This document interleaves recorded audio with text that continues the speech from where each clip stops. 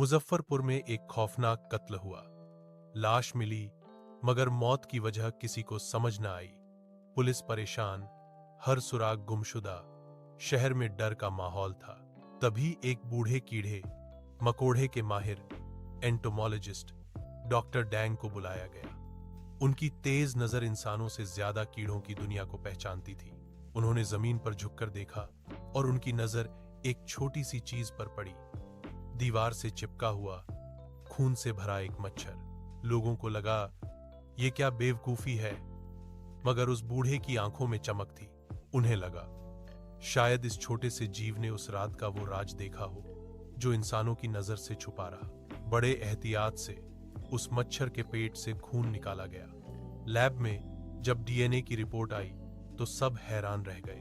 उसमें मरने वाले के डीएनए के साथ साथ एक अनजान शख्स का डीएनए भी मिला, एक खूनी साया जिसका चेहरा अभी बेनकाब होना बाकी था। इस अजीब सबूत ने पुलिस की जांच को एक नई राह दी। अब शहर में उस अनजान डीएनए वाले शख्स की तलाश शुरू हो गई। कई दिनों की कड़ी मेहनत के बाद पुलिस को शहर के बाहर एक पुरानी फैक्ट्री में एक संदिग्ध के बारे में खबर मिली। यह वही शख्स था जो कुछ दिनों से लापता था और जिसका मरने वाले से पुराना झगड़ा था। जब पुलिस ने उसे घेरा तो उसके चेहरे पर खौफ साफ नजर आ रहा था। इंस्पेक्टर ने सीधे कहा, तुम्हारे जिस्म का डीएनए उस मच्छर से मिले खून से मिल गया है। यह सुनते ही उस शख्स का रंग फीका पड़ गया। उसकी जबान लड़खड़ाने लगी।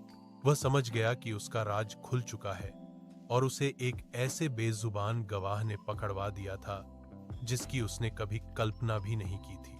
उसने अपना जुर्म कबूल कर लिया, बताया कि कैसे उसने चुपके से अपने दुश्मन को मौत के घाट उतारा था, यह सोचकर कि कोई उसे कभी पकड़ नहीं पाएगा। मगर उसे नहीं मालूम था कि उस रात एक छोटा सा मच्छर उसके सारे मंसूबों पर पानी फेरने वाला था।